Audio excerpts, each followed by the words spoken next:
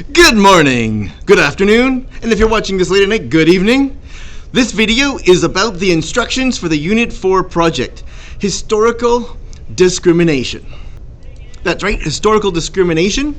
Now some of the alternate titles for this particular unit are Contemporary Canada in a Contemporary World, moving forward from historical injustice and historical discrimination. Or you could also hear about this unit as historical injustice and historical discrimination, moving forward to contemporary Canada in a contemporary world. So a quick overview of the steps. You will do some pre-research, choose a topic, develop an inquiry question, do some more research, refine your question, do some more research, plan your research, plan how you do it, which means planning. Are you going to be focusing on a person? Are you going to be focusing on watching videos? Are you going to be focusing on a source and making lots of notes from that source based on events, a timeline? How are you going to organize your notes? And you're going to find perhaps some quotes, and maybe you'll organize your notes around quotes. Okay, and then you'll find a connection from the past to the present. For example, you may find a current events article in the last 5 years to connect your historical event to a continuation, that sense of continuity and change. Plan your final product and create your final product. So what is the final product for this particular unit, you may ask? The final creation product for this particular unit is a visual storybook or a visual comic book on the topic of discrimination or fighting discrimination or historical injustice. Here is an example that you can see right here of a comic book about the topic of discrimination. Now, when I say comic book, this is really a very, very, very short one-page comic. So let's take a look at this comic example. There's one image here. Let's count the images to see how many there are. When we scroll over here, we can see image number 2.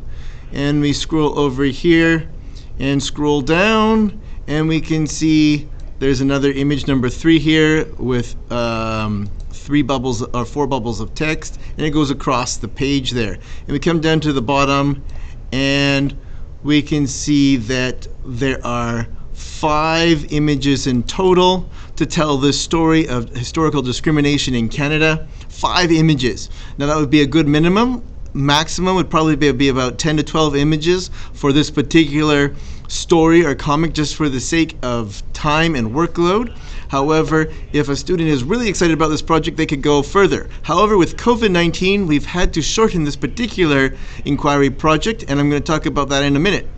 Before I talk about the changes, I want to quickly show the structure of this story, where it sets up the scene and gives you the information about what's happening. And then it sets up the problem in the first 2 pictures, where there's discrimination happening in the first 2 pictures and how people are responding to that. And then in the last 2 pictures, it starts to deal with the change and a positive solution. And it kind of gives this nice story a happy ending, that there's actually a positive result, a positive outcome. And so it's always nice to see if that's possible, to find that positive outcome. How did things change for the better? Unfortunately, that's not always possible with every story of injustice and historical discrimination, but change over time is a critical piece to look at. Here's what the Unit 4 project looks like on Teams. You can see here there is the Unit 4 project, Historical Discrimination. You can see there is a rubric attached to it right here. We'll click on the rubric really quickly so you can see that the rubric comes up, and you can see that criteria D is a piece of this. And criteria B. Criteria C is reserved for the actual visual creation, and you notice that it's not here right now. Close that for now. And we're going to come on to here for the instructions. Here is in the Word document. So we're going to open up this Word document to take a look at the instructions right here. And we can see there's some titles. You can see it's chunked down here to Journal 1, Journal 2, Journal 3 parts. Type 4, Exhibit 4, the works cited, and the Exhibit 5, a picture book or comic book, or a digital sway as a digital option for creating that digital visual book. Now, with COVID-19 and the timing of this particular course, this quarter, we've had to make some changes this quarter, and because of the timeline, we are going to omit Exhibit 4 and Exhibit 5, which means you do not have to do the works cited portion of this project, and you do not have to do the picture book or the comic book itself. So all we're going to be doing for this particular project is practicing our research skills and doing the research in Journal 1 There will be some times in journals where it'll ask you to record your sources in the journal itself. Do that, but we're not going to make a formal MLA 8 works cited document in Microsoft Word for this particular project to save time. Okay. Also, to reduce your stress for this particular project for COVID-19, I'm going to use a trending marks formula, which means that if you've done really well on your World War II inquiry project and you've done a better job in the end of that research, then you'll get that mark from your World War II inquiry project for your final mark, as well as your other previous marks. And if this particular project is going to bring your marks down, I'm going to try to use the trending math so that doesn't destroy your marks overall. So that should help reduce your stress with this particular research project. But if you can show that your research skills have improved, then you can get the increase to show, hey, you show me something that I didn't see before, that you can actually do this particular research skill that I haven't seen, or you can improve your ability to write a better inquiry question. I can see that I can increase your level on the rubrics for the area that you've improved in. Okay. So we'll pause right here on this part of the instructions and take a look at the big idea. Okay, just another reminder, if you're eating a snack at home, some chips, some vegetables, some broccoli, you can get Immersive Reader to read some of the instructions to you while you're eating with your hands. Here we go. Big idea. Historical and contemporary injustices challenge the narrative and identity of Canada as an inclusive, multicultural society. SOI, Statement of Inquiry. SOI 2020, global perspectives are changed by diversity, sustainability, and interconnection. Inquiry question examples. How are global perspectives changed by diversity, sustainability, and interconnection? How can perspectives change to include diversity, sustainability, and justice for all people?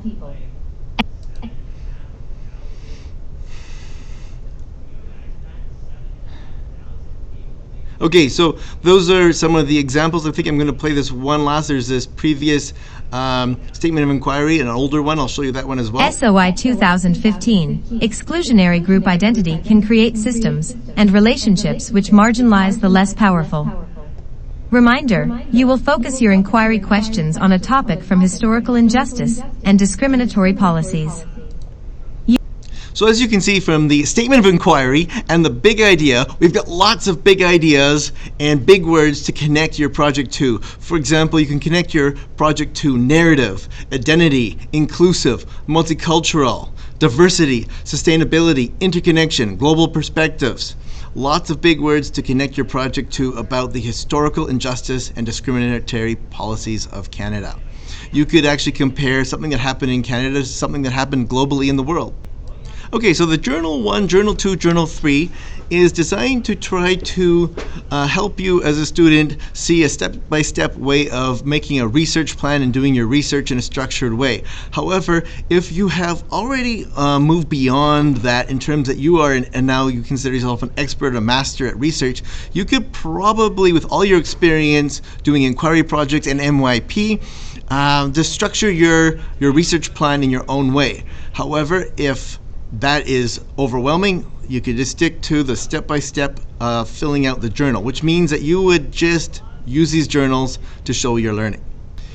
Now we just use these journals and the structure of these journals to show that you can demonstrate all the different learning pieces to your teacher. Now, of course, the first thing you want to do is choose a topic. Now, you may already have a topic in mind if you have been thinking about this for a while. However, here are some examples here on this page here. We'll just scroll down here and I'll talk a bit more, maybe we'll come back to topics in a later time, but let's say for example, there's residential schools, there's a Chinese head tax in Canada, there's democracy. All right, we'll move on from there and take a look here at some more examples. Here are some example questions here. Say if you wanted to focus on an individual human being, like the story of Viola Desmond, you might say, how did Viola Desmond help change Canadian perspectives to improve justice and inclusion of diversity? Or you can have a different human being in there that you want to put into something like that. Now, say for example, if you have an environmental focus that ties into the idea of justice, discrimination, you could say, how did the environmental catastrophe of blank in Canada impact perspectives, discrimination, and unequal sustainability and justice for people. An example of that would be the story of Grassy Narrows, where a First Nations community had their water poisoned by mercury. Now, you may be at a level where you feel like you can write your own inquiry question and you don't need to borrow an inquiry question and change it. But if you need help with this assignment, there's some example questions here to help make that easy. All right. Next step is making a research plan. Now, the plan that you could do for the sake of speed is simply to answer the questions in the journal step by step as your research plan, and make sure you do the research in using the structure of the research journals. However, you could be a more creative thinker and want to go outside of the journal structure. And so let's say what you could do outside of the journal structure. You could focus on certain aspects of the journal and make your notes based on structuring your notes around a source. You could structure your notes around quotes. You could structure your notes around a narrative of a person or one or two or three people. You could structure your notes around, let's say D, take notes focused on take your notes that will be focused, and your notes will be organized on change from the past to the present. Your notes will be focused on causes. Your notes will be focused on solutions. So that would be one way to organize your notes. For some people, that's like, oh, I don't want to organize my notes that way. Take notes focused on organized on quotes. And then you would maybe summarize the quotes in your own word after you find a quote. The advantage of that is you just find a quote you like, you copy and paste it somewhere, and then you summarize it. That's a fairly easy step. And then you kind of make critical thinking connections. This relates to that. That's a nice, easy step, a process of a research plan. E, taking notes, finding on quotes. So you just find something that's like, wow, I like this sentence in this article. I'm going to copy and paste it. But then you go to the next step. So you're not plagiarizing. You're going to summarize it in your own words. You're going to make critical connections. And then when you use that quote in projects, you're going to show your sources. Other note-taking structure, research plan of my own design is an option. Okay, so there's some idea for planning. Now, another one I should mention is going back to some people like to take notes based on a source, where they just find a source of information and just write down everything they can find on a topic in a source, and then they put one page from one source, and then they might get 5 pages of notes, and each page is from a different book, a different website, a different source. That's another way to structure your research plan. Okay, so how will you describe your research plan in steps? In this section, step 1, I'm going to write an inquiry topic, or you may not want to, or you may want to say, I'm going to do research first, and then I'm going to write an inquiry topic. So you got to decide, what are you going to do first? Make your inquiry topic, or do some research first? You can put that in different orders here. But then you're going to say, okay, step 3, I'm going to find 5 quotes. Step 4, I'm going to write my opinion about those 5 quotes. Okay, so that would be how you would make connections. Or you could, step 4 might be, I'm going to verify those quotes using Google to see more and learn more about different commentary about the quotes I found. Okay, that would be an example of your research plan. How will your research plan work well for your inquiry project? Well, again, say if you're focusing on a person, then you may customize your plan to focus on a person. My research plan will work well because I'm focused on the story of Viola Desmond, and because I'm focused on her story, I'm going to focus on creating notes around the person of Viola Desmond, what she did. Everything's going to be focused on that. It may even include a mind map, a web of ideas all based around Viola Desmond. Okay. How will research plan work well for your learning? I'm going to learn a variety of things because I did X, Y, and Z. Or this research plan will work well because my research plan involves watching 5 videos because I learn well by watching videos because I'm a visual learner. That would be a reason why you would say, my plan to watch videos works for me because. Or, I am going to do X because I learn well this way. I'm going to do reading of books because I love books. Okay, now let's see. Okay, to break it down and make it nice and easy and fast, you have several 4 choices here for choosing your inquiry question. So, for choosing your inquiry question, it's multiple choice, really nice and easy. A, select one of the examples from pages 1 and 2. There you go, you select it. Or, a variation, B, select and modify one of the examples from pages 1 and 2. That can help you make your inquiry question really fast for this particular project where you could feel like you're under a rush. Or C, use a discrimination question generator from Teams located in the Files section of Teams. It's a Microsoft Word document. Create my own original inquiry question, and that's another option. Okay. Brainstorm inquiry questions here. Okay, this is what the inquiry question generator looks like. That you can find in a Word document on Teams. You got step 1, step 2, step 3, step 4, step 5, and you may be a fluid thinker where you may go back and forth between the different steps. All right, that's an example of using.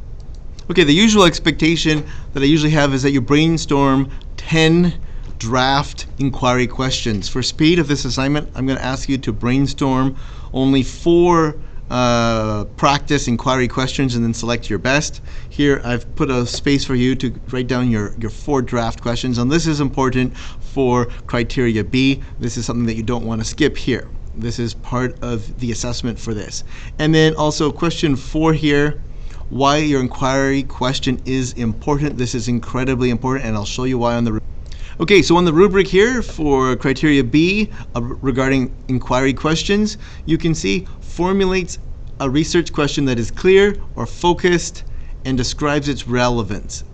And then we're moving up here to the higher levels and explains its relevance. Now, relevance is a synonym for important or significant. So you need to be able to explain why it's important, why it's significant, and why it's relevant. And ideally with details and facts to support why your inquiry question is important. For example, why did John A. MacDonald have many teapots? Or how many teapots did John A. MacDonald have? Is that important? Maybe, maybe not. Could it be argued that it's important? Yes, probably. But what if I said, how did John A. MacDonald impact Canada? How did John A. MacDonald impact the First Nations people of Canada? This might be very important and very significant for a large number of people. How many teapots did John A. MacDonald have? Maybe that's less important to you even. Okay, so how could I make an argument that the number of teapots that John A. MacDonald have is important? Well, maybe if you were making an argument where you're making a construct about social classes and you're trying to illustrate the fact that the wealthy people had many examples of fine china teacups, fine china teapots, and it shows a class distinction. You can make some important connections there. But anyway, moving on to that argument. Okay, I should also point on, just before I move on from this page here, page 5, you can see right up here in the top left corner, there's a little tip for you. This is going to be evaluated on criteria B1. So you want to think, oh, I'll check the criteria. What is criteria B1? I need to show the teacher I can do good criteria B1 really well. And if you can do criteria B1 really well on this page, you have succeeded on this page for criteria B1. So we go down here to the next section, and we get to the fun and exciting criteria D3. What the heck is criteria D3? It's a mystery. Well, how do you find out? You have to read the rubric. Yes. Okay, should I show you the rubric? We don't have time. We want to make this video fast and short, so read the rubric of criteria D3 on your own time. But moving on here, what is criteria D3? Well, I will talk a little bit about here. Right here, here it is. 2. Who wrote this information? Can it be trusted? Why or why not? This is where you're going to demonstrate your ability to do criteria D3, to explain why your source is important, trustworthy, significant, reliable, and ideally, you want to get to multiple points. So, for example, there's an example sentence here to make this project extra easy and extra fast. The first sentence is started for you. I think that this source is reliable, somewhat reliable, trustworthy, because of the following 3 reasons. Or not trustworthy at all. First, blah, blah, blah. Second, the person who wrote this article is a university professor who has studied and has 4 degrees. Or this source is from a reliable organization with a trustworthy reputation. This quote is from a source of a reliable government with a trustworthy reputation. I have checked this source in 5 different websites, and therefore I believe that this information agrees with the other websites. I have done this to confirm that this quote is accurate. I believe that the vocabulary that this item has been written in shows a high level of education in the individual versus emotional argument, so the arguments itself show that it has an academic rigor. Okay, so this is one method of taking notes organized by a source. You put the source where you're taking your notes from, whether it's a book or website at the top, and then you make the facts that you find in the book is basically where you are finding those details, the facts, the quotes, maybe a lot of quotes on the left side.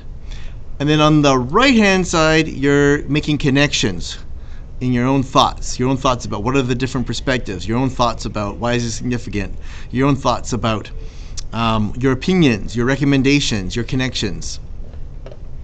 That is the critical thing. Or you may want to take a person-focused research and think about questions that you're going to try to find, and these questions will help prompt your research. What did this person do to become famous? What did Viola Desmond do to become famous? Evaluate this person. Was this person a leader, a hero, a villain, balanced? What was their top IB learning profile? Was Viola Desmond a high-level risk-taker? Think about that. Was she trying to take a risk? What are the 1 to 3 good decisions and bad decisions this person made? Now you also may, in the case of Viola Desmond, be talking about how she went to court and the injustice of the court. The court made some decisions that applied to her. For example, the court didn't advise her that she could have a lawyer. They didn't provide her with a lawyer. She had no lawyer at the court proceedings.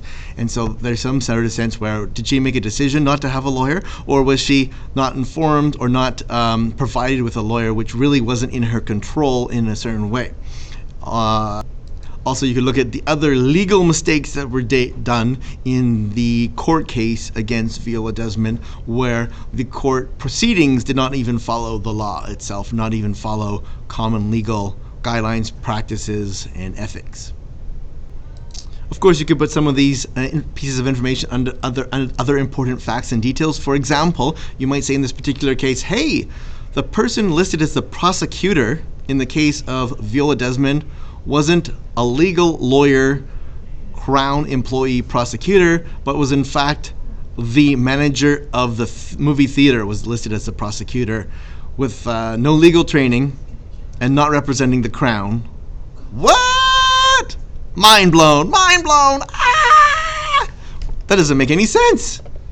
Oh, and another important legal fact is, that doesn't sound normal, but when Viola Desmond wanted to appeal the case, oh wait, you have to follow the law, and you didn't do it the right way. You missed this deadline, you missed that deadline, you appealed to the wrong place, blah, blah, blah, blah. Or you may want to organize your note-taking based on event. Here on page 9, there's a way to take your notes on event. Now, say if you're a really high-achieving student, you may say, I am going to do all the above. I'm going to focus on taking notes in every single way possible. But maybe you're just going to be like, hey, I'm just going to take notes based on the events. This is what I'm doing. And I'm going to skip people. I'm not even touching on people. That's not my thing. So you can think about that. You can customize how you want to take your notes, how you want to focus your notes. You can, of course, add pages. You could delete pages. There's different ways you could approach this, how you want to take your notes. Now, let's go scroll down here. Notice there's connections here. Now, oh, and a place to put your sources here to show your source. So this is what you're going to be doing instead of taking the time to make a formal works cited bibliography for this particular project. You're just going to record your source of where you got your information embedded in the journals as a way to save time. Okay, criteria D. Step 7, note-taking focused by historical thinking. And maybe you are a high-level, high-achieving student and you want to really challenge yourself to make sure that you don't miss any of the aspects of historical thinking. So here's some examples to really think that make sure you've thought about the cause and consequence of the issues surrounding your research. And you can take notes related to the cause and consequence here. And then you go down here, and this is of course going to generally criteria D, significance. What was the significance of, say, the Viola Desmond story? How did that impact Canadian history? What was the significance of X event? What was the significance of the residential schools? That's a huge one, and I think you could go on forever with an entire forever trying to figure out the significance of that. Hard to summarize the significance of that. Okay. Okay, here, notice at the bottom, what evidence and quotes could I use to support my points? Now, for example, that's really important for me. Why? Well, if I'm a white man talking about racism, I need to have quotes, evidence to support what I'm saying very important. I don't have that personal story. I'm able to say, hey, I experienced this kind of racism or that kind of racism. The very little I had was basically usually misdirected or related to me being a cyclist, which means I can stop cycling at any point in time and change the fact that I'm being discriminated for being a cyclist. No. So with that in mind, so if I'm talking about somebody else's discrimination, I need to find a quote of something that gives it authority.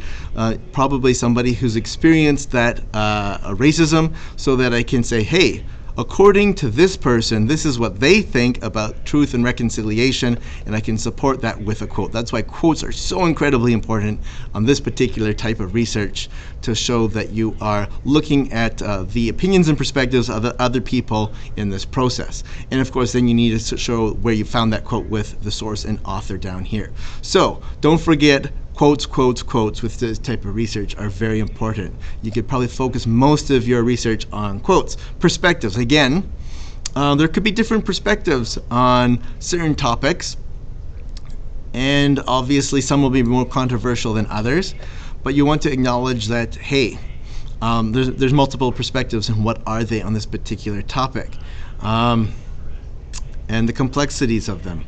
I guess Bill 21 is in Quebec would be an example of looking at the French-Canadian perspective and the perspective of minorities, different minority groups in Quebec about Bill 21.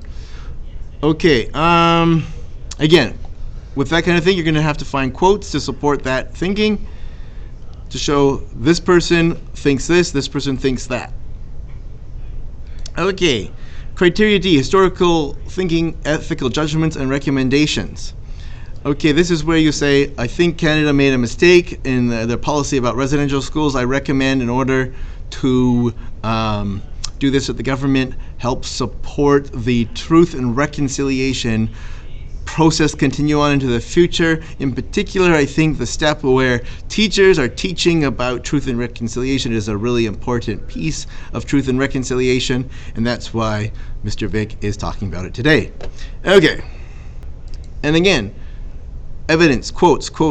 If you think somebody says, hey, education is a critical part of truth and reconciliation, can you find a quote to support that idea? Hey, this person also thinks that education is a critical piece of truth and reconciliation. This is an emotional topic, and one of the things you also want to do is respect the fact that many people have many emotions around these topics. So be respectful, be kind, be caring, and as Bonnie Henry would say, be calm, be safe. Okay, what else? Oh yes, education. Why is education a critical piece of truth and reconciliation? Because it was through education of the problems. Okay, we're finally getting down to Exhibit 3, Journal 3, Historical Discrimination, Reflection on the Research Process. Now this is a whole key portion, so this is a really important part. I'll pause it right here to show you the rubric. Okay, we're looking at criteria D3, and you can see here, level 1-2, describes a limited number of sources data in terms of origin, purpose, and recognizes values and limitation. Analyzes and evaluates sources data in terms of origin, purpose, and recognizes some of the values and limitations. And I'm going to show you something else. This is criteria B4. Evaluate the process and results of the investigation. 1-2 makes limited evaluation of the process and results of the investigation. Evaluates some aspects of the process, results of the investigation. Evaluates the process and results of the investigation. And at the highest level, thoroughly evaluates the investigation process and results. Now, why is that so important? It's about research methodology. It's about at sort of almost like a master's level university program. It's almost critically important to put this in every single academic research article where you say this is the limitation of the results because I only researched a case sample of 1,000 statistical analysis. I'm limited by the fact that the variables were such and such, but that's at the high level. It's sort of an introductory to that process of always thinking about, in academic terms, more research needs to be done because the research is not finished in this area, and there's a limitation with the research based on X. Okay, but the results that I did find are X. And why is that important? It's important for people who peer review research articles to understand, hey, this article is very limited or not so limited. And it involves policy changes. For example, if we were looking at, is smoking good for you or bad for you? That's where it's like, okay, this is the limitation of the results, and this is the reason the results are very valid. Okay, here we are, evaluating the research process, the conclusion, and basically the conclusion reflection. So the conclusion and reflection is sort of embedded in one for the sake of speed with this particular COVID-19 journal to save time, because we are shortening this project for COVID-19. Okay, so what is working for me in the research process? Now, here, this one is medium important, so you could probably get 1 or 2 points here, and if you don't have a third one, that's okay. Do I need to change my main inquiry question? This could just be no. You don't have to spend a lot of time on that one, not so important. Do I need to add some supporting questions to help further my research? Yeah, this could be important. Like, during my research, I also found such and such, and that led me to also wonder, could this be? What would happen if this? How do we find a solution to X? What is the solution? For example, you could be looking at the current events of what's going on with First Nations and pipelines, First Nations and fisheries, and you might have a question that came up in your research like, what could be a win-win solution for this particular problem in the Canadian story? And that may be not something that you don't have the answer to right now, but that's okay to think of. I thought of a question along my journey that I don't have the answer to at this point in time, but it's an important question to ask. Okay. What is the answer to my inquiry question? This is where you do want to take some time to try to answer your inquiry question. What you can answer, what you found I was unable to answer. Also, you want to divide this into points as much as you can to think of like point 1, point 2, point 3, first, second, third, and develop your answer and make connections to significance, perspectives, ethical judgments as much as possible. However, if you don't fit it all there, there's a little bit more space down here after this. Why is the answer to my inquiry important and significant? You can add that piece down here to expand on why your inquiry is important.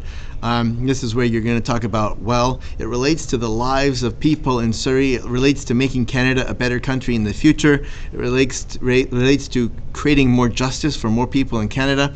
These are the kind of things that you're going to add why your inquiry project is important, and you found a solution or you found something where, hey, this one piece would help move Canada towards being a more fair, a more inclusive, a more just society, a better place to be, a better place to raise your kids, a place where people would feel safe and experience less discrimination and less racism. Okay, how does my research connect to current events in Canada today? My research connects to the current events article titled blank. Now this is basically here just to make sure you don't miss this piece in your research, to make the connection from past to present.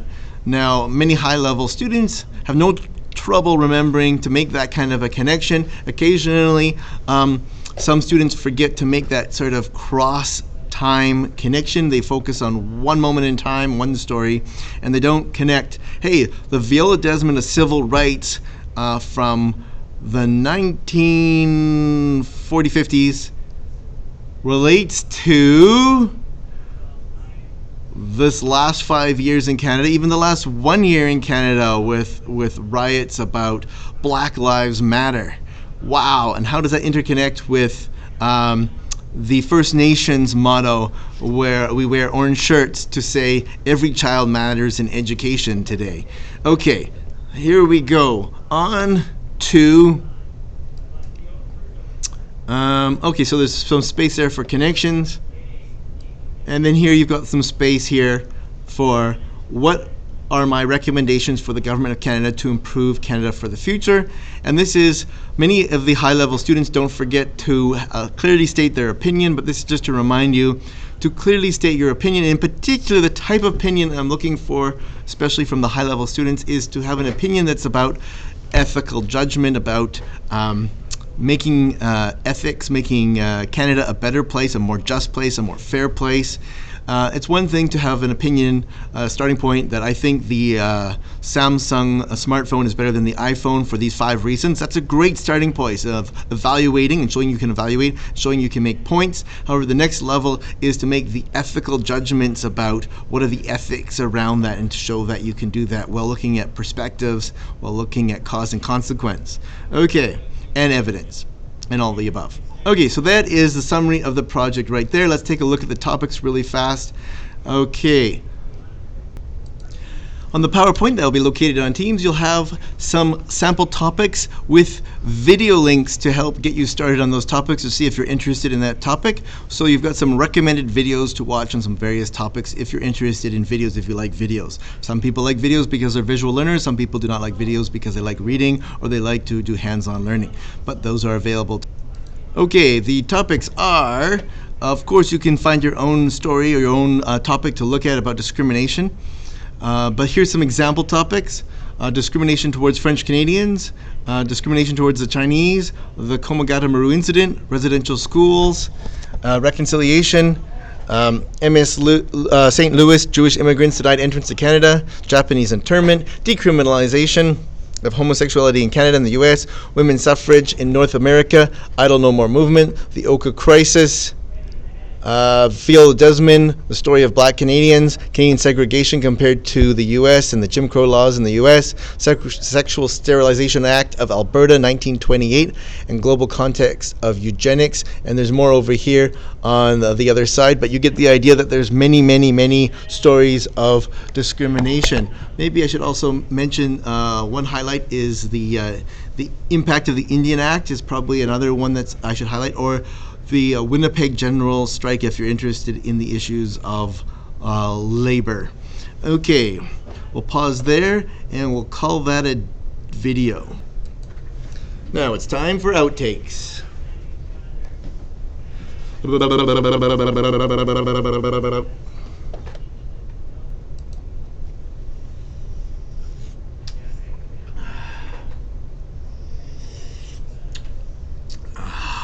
Oh, are we live? Are we recording this? What? Should I include the part about my wife being Métis? No, we'll have to cut that section out. I don't think we'll include that. What about the part about women being denied status if they got married? We don't have time for that. We got to make the video short and tight. Yeah, don't include the part about your wife being Métis. The reason why, I think, is that you need to focus on quotes, quotes, quotes, and get the stories of people who've experienced racism. Oh, you should recommend that video. Don't forget that video to recommend. Okay, recommended videos would include Google and YouTube, 2 Canadas, My Story of Generosity and Systemic Racism.